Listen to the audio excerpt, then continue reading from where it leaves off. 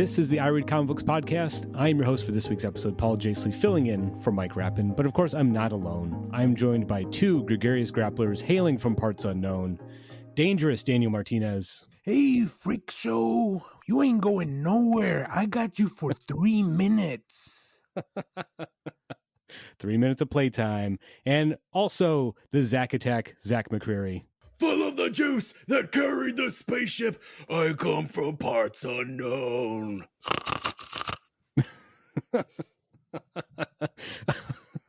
Okay, if you haven't guessed by now, we've got the three wrestling nerds of the podcast doing a show together. Of course, we're going to talk about wrestling. Thanks for going along with. Yeah, thanks for going along with the intro there, guys. I appreciate it. So, so we're here talking about wrestling comics. We're all big wrestling fans, and we want to make sure we did a show where it's not exclusive to people that only watch wrestling. We want to talk about comics as comics, good comics that even if you're not a wrestling fan, you can go pick up this comic, enjoy it, read it for a good story, and just maybe go see some matches and get hooked on the king of sports itself, professional wrestling. So we each picked a book to kind of recommend to the audience. And before we get to that, I kind of want to just have an open table conversation about, why we pick these books, not so much these books in particular, but what we look for in a good wrestling comic. Because I've read some bad ones, I know, and what makes a good wrestling comic. Is it better to stick with the kayfabe story of wrestling, or is it do behind the scenes? So I'll shut up for a minute if somebody wants to jump in and kind of give their 2 cents on that topic. I was thinking about this topic, and even just picking a book for today, was pretty interesting because I've read a lot of wrestling comics that are just like the licensed stuff from I think Boom Studios did a big run of WWE comics. Yep. And I really like those because those really lean into the kayfabe of everything, right?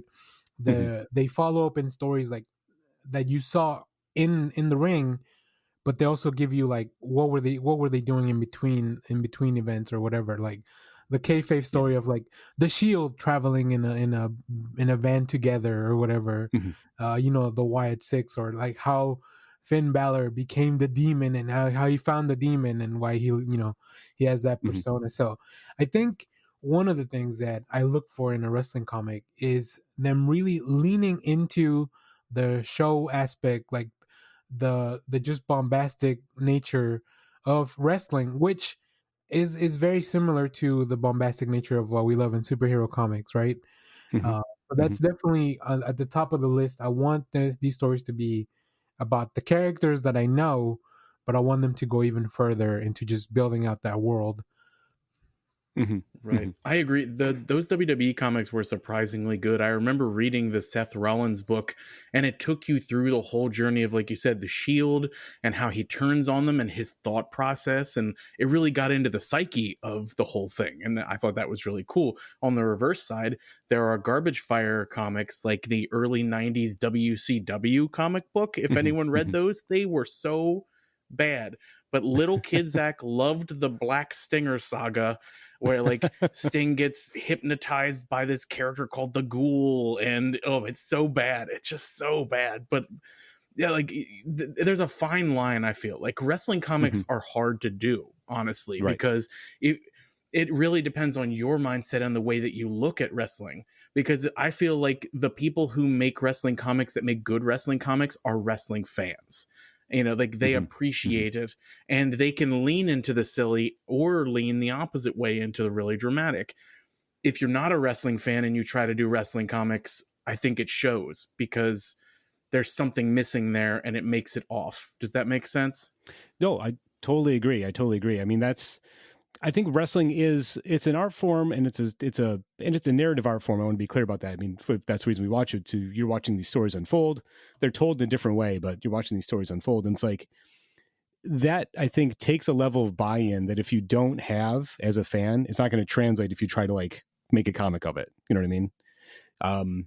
I think that's something that maybe people that don't watch wrestling or don't know enough about it, it's like maybe get confused by. It's like the idea that it is a spectacle, but at its heart, a good match will tell a story and you can get engaged in it. And it's like, yes, I mean, I recognize that the performers, the wrestlers, they have it staged out, mapped out what they're doing in the ring. But even knowing that, I can get caught up in the story. It's like, if you go to see a play, you know, the actors on stage aren't really the characters. You just get caught up in the story. And I think making that, but capturing the spectacle and the physicality and kinetic nature of wrestling in the static comic book art form is really difficult. Superhero comics, that's a good comparison, Danny, because I think both of those art forms, superhero comics to be good, kind of have to be a little tongue-in-cheek and a little corny for them to work for me, but you still get caught up in the story and like the over-the-top nature of it. But like for a good wrestling comic, I think like Zach said, you do have to have that balance. Like you can't play it too straight, but you also have to like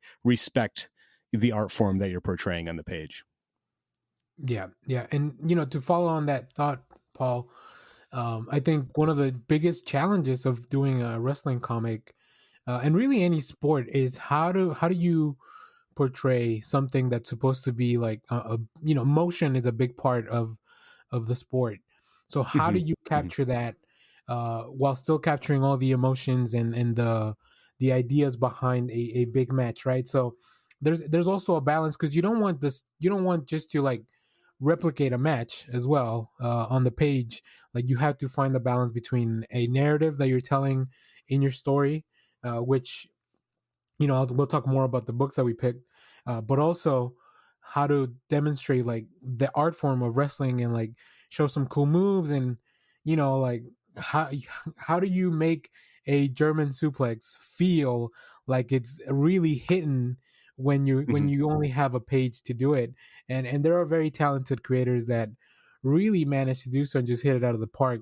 And I'm sure we'll talk all about some of that stuff, but that's really something that if I can buy in on the art feeling like it's very dynamic, very explosive, or even just a little those quieter moments in the wrestling match that also happen, like then I'm fully in.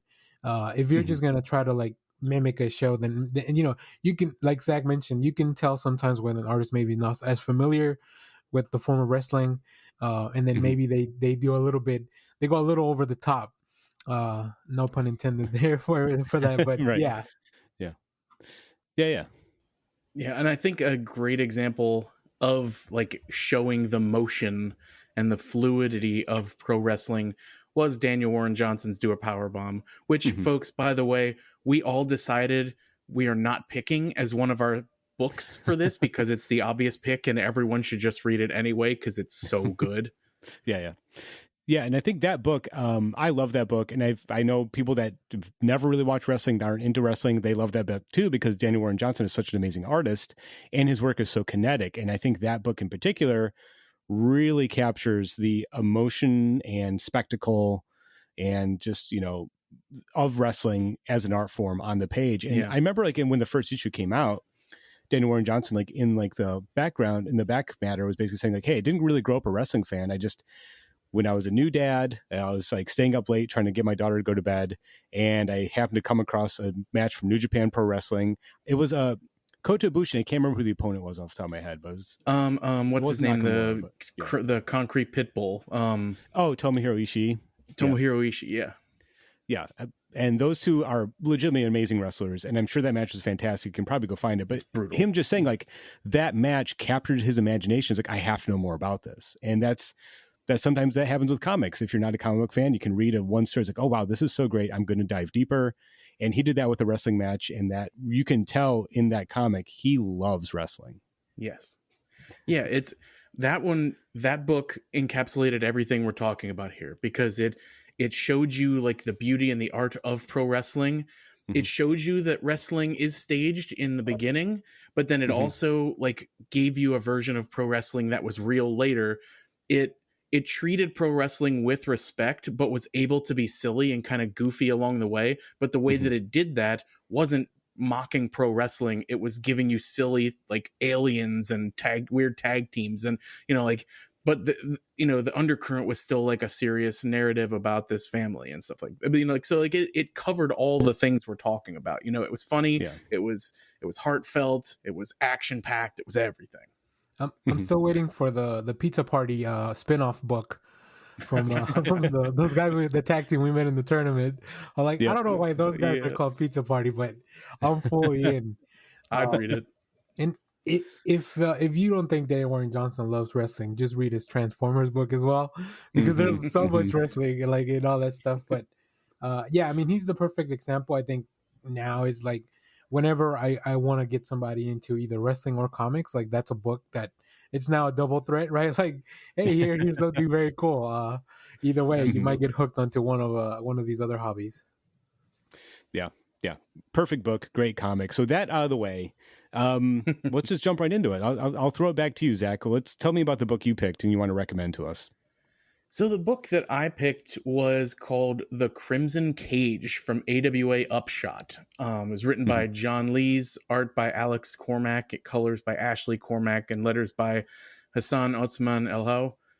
So The Crimson Cage is a 5-issue miniseries from back in like 2022, and it caught my eye immediately. Obviously, because it's about wrestling, so I was there just immediately. But it also, if you get a chance to look at some of like these macabre, bloody covers for the book, you can't help but be drawn to them. Like they're beautifully grotesque, and like they're so striking. But what makes this comic so interesting is that it's one part 1980s territory pro wrestling and one part Shakespeare's Macbeth.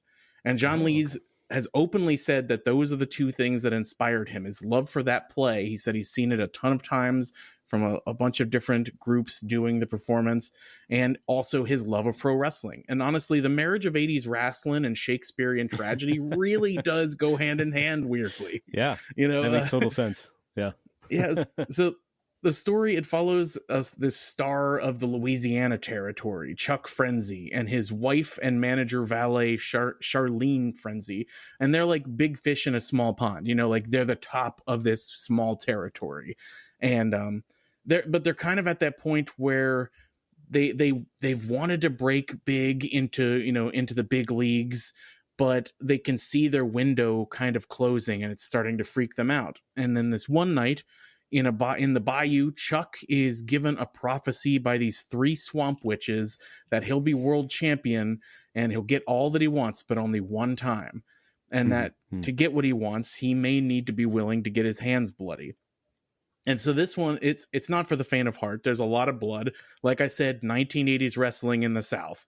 There was a lot of blood. and I mean, it's called The Crimson Cage. And there are obvious horror elements. It's wild watching this seemingly good guy in a good spot in life allow his ambitions to rule him and turn him into this monster.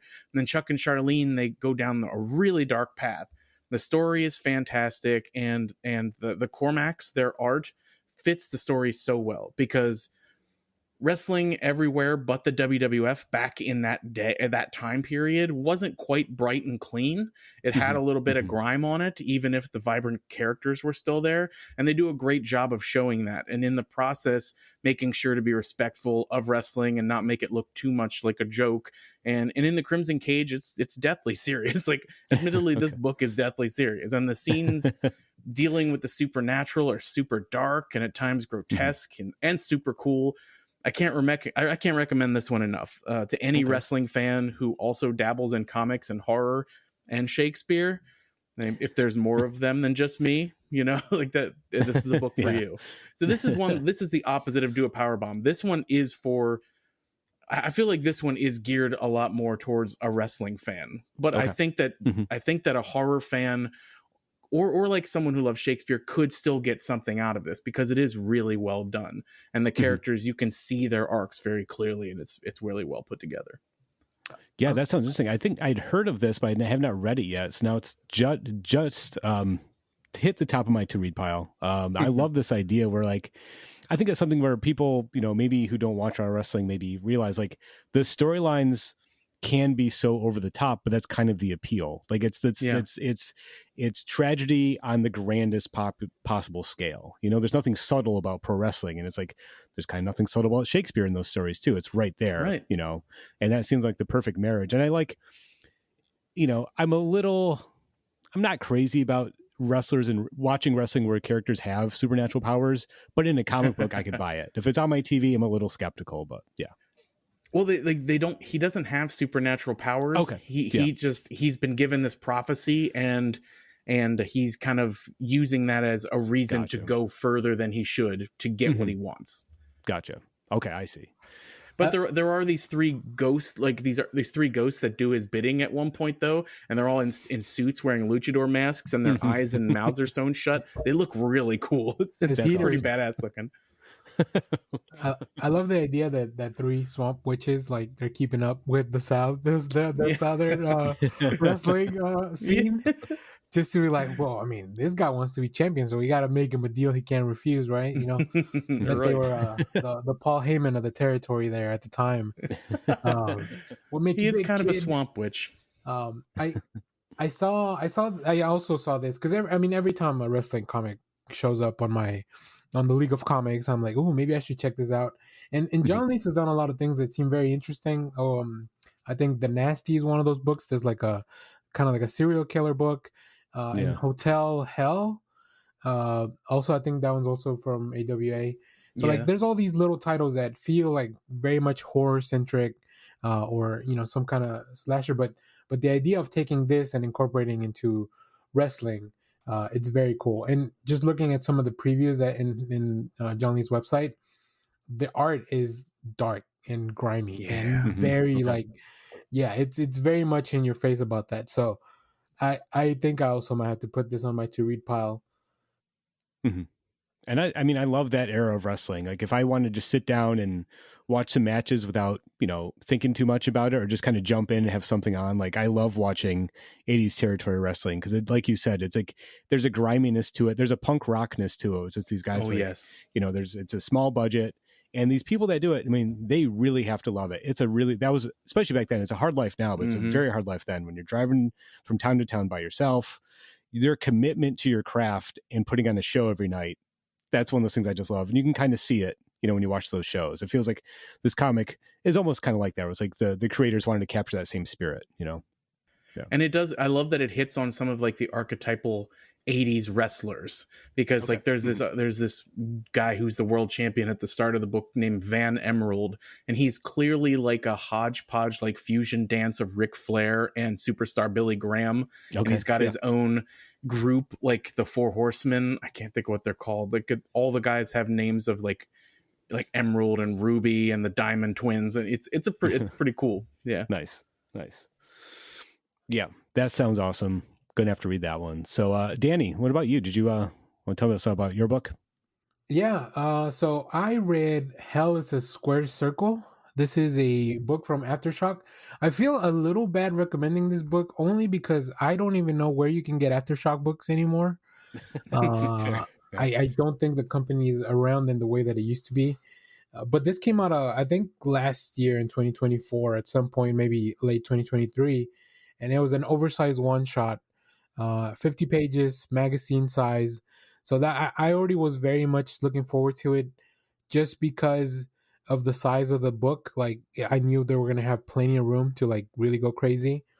This is written by Chris Condon with art by Francesco Bianchi, colors by Mark Englert, and letters by Dave Sharp. And it, like I mentioned, it's a one-shot. And it follows the story of Ted, the Irish Muska Walsh, who is a washed-up wrestler struggling with his past to escape his past. He's trapped in a brutal and exploitative world of pro wrestling. Like, his manager keeps taking advantage of him. He's like, you'll eventually get your shot. You're my guy. You guys know the type. And he's desperate, so he finally makes a move. Unfortunately, this means committing a crime that forces him to go on the run. However, no matter how far he goes, his sins and the violent world that he left behind are never too far behind them. So this turned more into a bit of a crime thriller that just happened to be centered around wrestling. And I as soon as I saw the name Chris Conlon, I knew I was going to be in for a good time. Like that Texas Blood. There's plenty more, but that's the one that most people probably recognize. So I was very much looking forward to this, and I really enjoyed it. I like the blend of this like hard-boiled crime story intertwined with the theatrics of pro wrestling. And what I love is that the art team really goes all out. Like, this is a very stylized. Like, nobody looks like a regular person. Everything is very much over the top, which is interesting because as much as this is a gritty story that it seems to be like pulp inspired, and it's very much very bright and vivid colors, like not just during the wrestling, but like every time that Ted is going around in the world, his experience, because he's dealing with all this stuff, everything is so heightened. Like when he's at a bar, then bright lights, his outfit, like when he's washing his wrestling outfit in the laundromat, like it just things like that look very intense. There's also a bit of a family drama because Ted has a daughter, and there's a big part, that's a big part of the story of him just trying to do right by her, but continues to be the constant screw up, and until everything kind of crescendos into the story. So yeah, I really like that this book explores a lot of the themes of regret, redemption, and just the inescapable nature of your own mistake and your past. So it's also like, oh yeah, I like I've never been in a spot that tight, but like just based on life, like how people can get into a spot like that. And it, like I said, it's only 50 pages, so it's a very quick read, and it just manages to tell a very compelling story, that from beginning to end. It's not like they're trying to set up like maybe we'll do more of this. This is just Ted's story from one point to the other. So I really enjoyed it, and I'm glad that I tried to go a little outside the box, like kind of like you guys all did as well.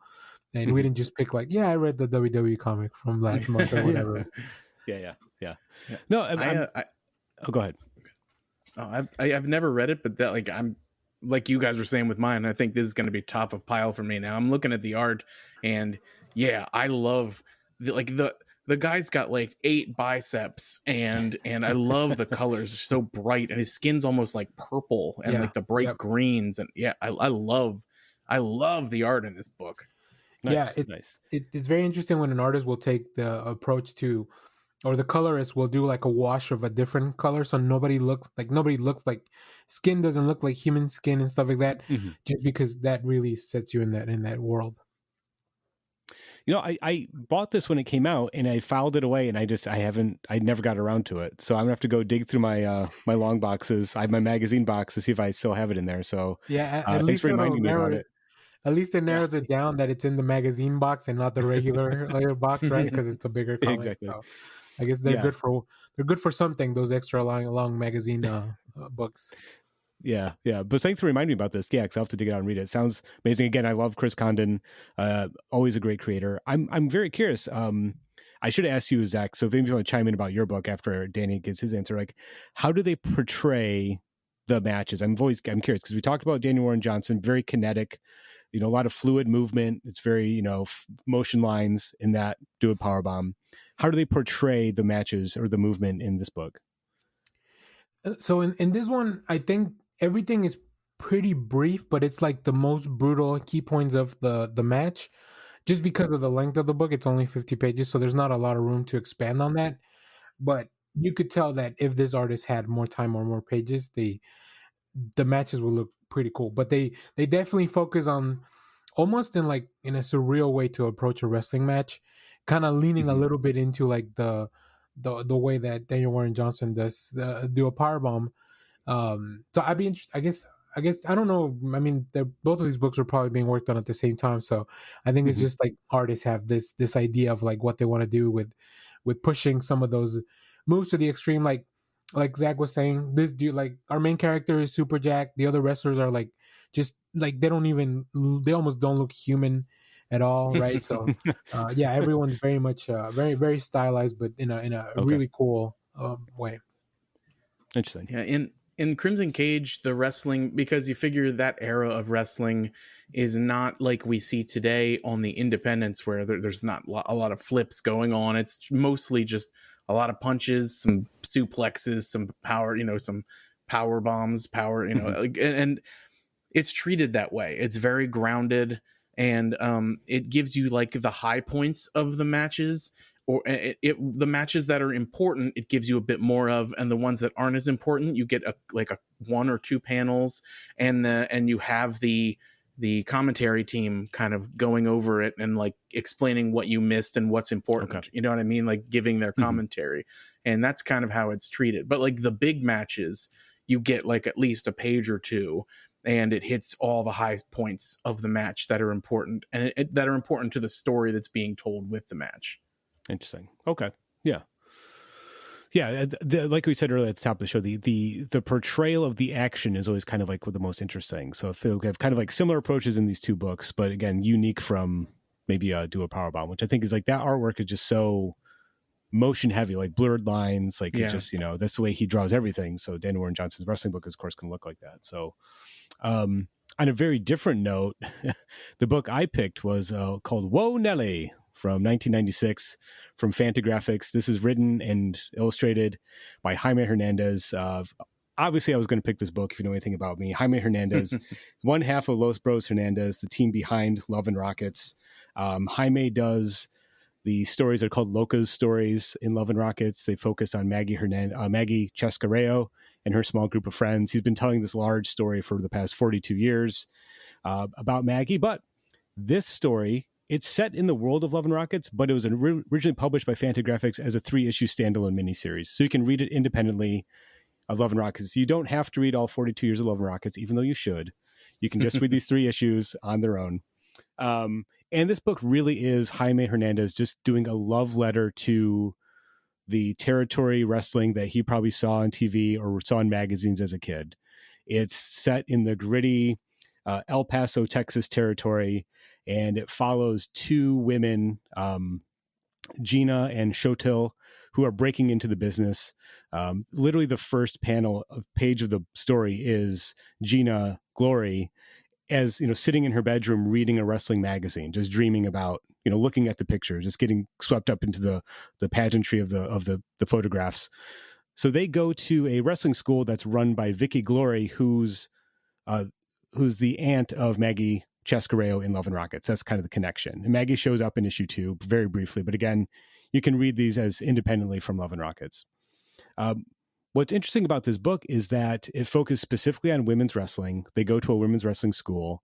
They're part of a stable of female wrestlers that kind of travel around and do different shows.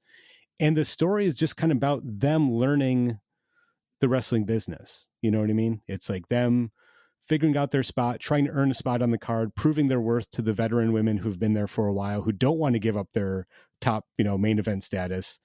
They're dealing with the men who kind of like are running the money behind the scenes and kind of, running the territories. And it's really kind of about that. But at the same time, it's not a story about the backstage stuff so much as about the love of wrestling and why these people do it in a way. And one thing I really like about it is that so much of the story or so much of the book is, you can tell Jaime wants to just draw wrestling, women wrestling. And it's like, instead of it being this hyperkinetic, a lot of movement, it's like he's just drawing photographs from old wrestling magazines. It's like a static image of someone in a headlock or a static image, someone lifting someone up for a suplex. But the way he does that is he's showing you the story of the match and how like maybe one of the women is having a bad day and she wants to like take it out on her opponent, or like the younger wrestlers trying to prove their worth that the older wrestlers not like giving him any spots. So it's like all that's playing out almost wordlessly on the page, but like a good wrestling match, you can tell the story without anyone telling you. It's just kind of there visually in the illustration. And if you've seen any Jaime Hernandez comics, you know his style. It's so simple, and yet there's a grace and beauty to it.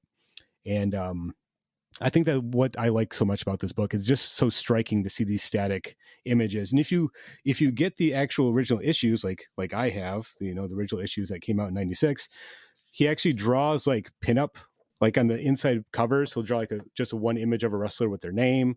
So it's almost like reading an old wrestling magazine with the pictures on the inside covers and stuff. I just think it's, you were talking about, a supernatural story, Zach, and you're talking about a crime story, Danny. This is just a story about wrestling and people wanting to get into wrestling. It's like the most realistic wrestling comic I've ever read. But at the same time, it doesn't sort of pull the curtain aside and say, oh, it's all fake, or it's all, it's like, no, it respects it as an art form, respects it, the dedication that people have to it. So it's about the personal lives of these women and their hopes and dreams. And Jaime's telling that story through their love of wrestling as well as his own love of wrestling as a visual medium. Yeah, I loved Whoa, Nellie. I mean, obviously I have you to thank for my love of Love and Rockets, specifically the Locas story. And yeah, I think that Jaime Hernandez is at his best when he's just telling stories of people living.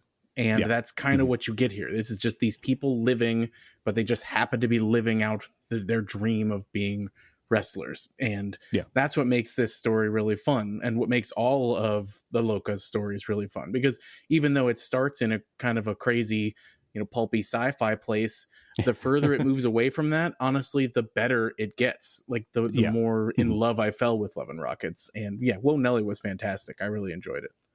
Yeah, I love I'm looking at a lot of the art from this book, and one of my favorite things that I always forget how Jaime Hernandez, his faces are so expressive, and then especially in a wrestling comic, like they work even better, right? Because you see, there's this big page of like just I guess it's one of the wrestlers with the title, and it just says the Women's Texas Championship, and like she's going all out, or there's another page of this like like a manager holding the hair down in one of the opponents while somebody's in the corner, like just all those little details.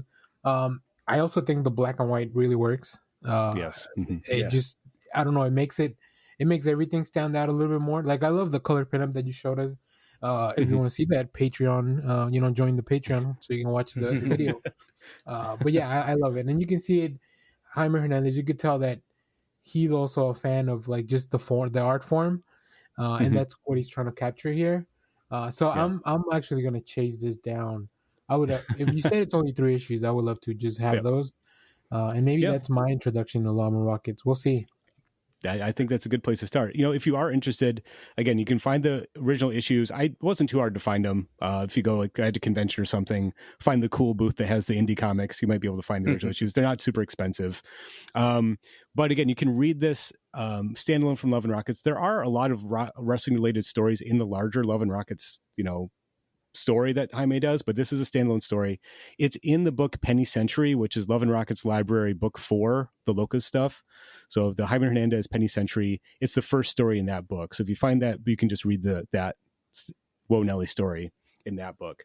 I also want to mention that Jaime a couple years ago published a book called Queen of the Ring, which collects 40 years worth of wrestling illustrations that he just did in his sketchbook as like warm-up drawings. So like there's a beautiful introduction where the person who put the book together basically says it's Katie Skelly, the cartoonist. She kind of put the book together and said like Jaime, in order to learn how to draw anatomy, started to draw wrestling, and he focused on women's wrestling because a lot of his stories are about women, and the book is basically just that. It's these illustrations of, some of them are in color. He did color pencil drawings of just like, they look like images from old magazines of like old wrestlers.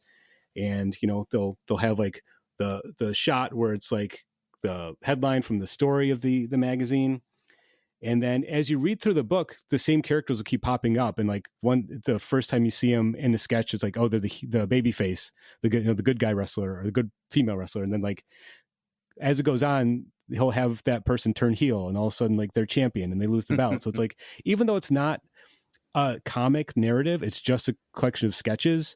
Jaime's just doing that as a fan to warm up, and his love of wrestling comes through in these illustrations. It's a beautiful book, highly recommended.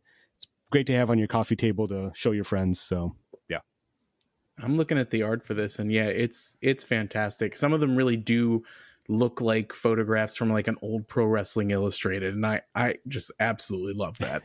It reminds me a lot, and this is probably a little bit what inspired Jaime, the Gorgeous Ladies of Wrestling. Right? If you haven't checked out any of that stuff, or even just watched the Netflix show, I think they did a really good job bringing that story forward. And so it reminds me a lot of that. It feels like a lot of the inspiration came from a lot of the characters, or a lot of the wrestlers that were around during those times. So for sure. Paul's just making me buy more books. This is the problem with doing an episode, right? That you guys always give such. I mean, I feel like we all give pretty good recommendations, and just making each other's piles grow larger and larger. Oh yeah, this podcast has made me spend a lot of money, but it's well spent money. Yeah, it's all worth it. We all read good stuff. Yeah. I think I love that we all picked very different types of stories, all different types of illustration. I mean, obviously I'm going to pick the Jaime Hernandez book because I love his artwork, the classic simple black and white, art with the simple line work. But again, I think what makes all the books work is the creator's desire to portray wrestling passionately, whether it's realistic or not, but passionately, like capture what they like about it on the page, what they find appealing about it. And for Jaime, it's like, again, Whoa Nellie, there's many pages with zero dialogue, and it's just him just drawing. It's like you can tell it's like he read a bunch of wrestling magazines as a kid, and that's what he wants to draw. And like I love it because of that. So and like I said, your other picks that you guys picked, I think that stuff comes through in different ways, which I think speaks not only to the wide birth of types of comics and the stories you can tell in comics, but also wrestling is art form. Wrestling is a lot like comics. You can tell a very passionate, friends falling out story. You can tell a supernatural story. You can tell just two guys who are good at it or two ladies who are good at it, wrestling, and just it being amazing as it is. It can do all things well. I completely agree. I know one of the goals of this podcast is to make Paul read more. Actually get Paul into manga. So I did want to throw out. It was another thing that I thought about reading. And if you grew up in the late 90s, early aughts, watching cartoons, you probably are familiar with Kinnikuman, which is Ultimate Muscle. Oh yeah. Which is just like, I mean, that one is really crazy, and there's aliens and stuff, but it's really all about the wrestling, right? And it really focuses on that. So if you want to check that out. And then Zach, Tiger Mask also has his own anime in manga, which like, imagine being so famous that you inspire more artwork to come out of that or I guess your persona being so famous. So I think that's where Tiger Mask came from initially, was a manga in Japan, and then they brought him into New Japan. So, very cool. So there's something out there for every type of wrestling fan as well. So like if you like more of the some more of the violent stuff, like putting spikes in people's bags, you could probably find a comic to find that. And if you want just like more slice of life, like Paul was talking about, like you can also find that. So that's what we're here for, to give you all this is your flight of wrestling comics that you get at the bar, and now it's up to you to choose which one, which one's going to be your regular one. And I know that we're talking comics and wrestling, but this also does show that wrestling itself is varied, because there are so many, like, I think people outside of pro wrestling don't realize that pro wrestling itself has many genres within it. You've got comedy wrestling, and you've got hardcore, and you've got technical, and like there's a kind of wrestling for everybody who likes something, like a different genre. And I think that can really come through in the comics about wrestling too, if it's done well. Absolutely. I absolutely agree. Like, both art forms are special to me because you can do so much with them. And, I like what I like, but other people like other stuff. And then, like, I think that's what makes them so fascinating. So yeah, these are great picks. Danny, I'm going to go right to my archives and pull that one out to read. And then Zach, I'm going to have to track down Crimson Cage. So, I want to just wrap this up very briefly. I didn't plan on this, but I just want to hear from your gut. Don't think about it too much. Who's your favorite wrestler? Danny. Oh man, that's what a loaded question. Come on. I think it's gonna have to be Stone Cold. Like, just like he captured my imagination growing up in the Attitude Era, and like even now, like, dude still looks like he's a good dude. So like, I love that. I love that in a wrestler, that they don't become an asshole later on in real life. Yeah, right. Great choice. All right, Zach, you're on the spot. For me, it's Sting, 100%. I've been a Sting fan since I was a very, very little kid. He was the only wrestler other than the Ultimate Warrior that could pull me out of Hulkamania and like veer me towards them. And Sting he's been my guy like for so long. And kind of like what you were saying, Sting, you know that he is just this genuinely good person. Like, no one has a bad thing to say about him, which I really appreciate, because one of my other favorite wrestlers, CM Punk, everyone has something bad to say about. But I love Sting. He's such an entertaining performer. He's had so many cool eras. I loved, the old bleach blonde, flat top, face paint Sting. I love the Crow era. I love the Joker stuff, even in TNA. Like he's managed to like tweak himself so many times and do it well. And and even up to his final run in AEW, it's crazy how good he looked in there and how well protected he was by the guys. So kudos to everyone that he worked with, but it was a great final run for him too. Yeah. You don't get that a lot with performers who stick with it up to their 60s almost, Yeah. So yeah, I love Sting. Not many wrestlers get to like go out the way they want, and you feel like he got to go like leave the business the way he wanted to, and that's pretty rare. So I appreciate that. And before AEW, it looked like maybe he wasn't going to get to because of the buckle bomb and everything that happened, and so it was awesome. Yeah. How about you? What do you got, Paul? I got to say the American Dragon, Bryan Danielson. Oh yeah. I was a casual wrestling fan as a kid, and then as a teenager, but then. Remember seeing him as Bryan Danielson in WWE about 2012 when he was kind of getting a big push, and immediately was like recognized, like, okay, this guy's really good. He, guy my size, about my age, and just an amazing wrestler. And like, again, take about a wrestler who kind of go out the way he wanted to. He had so many injuries in the past few years, but then that last run in AEW, last run for now, I hope. He got to have just amazing matches, that he wanted to do, and they were all great. Like I've never seen a bad or boring Bryan Danielson match. So always my guy. Of that, he's a vegan.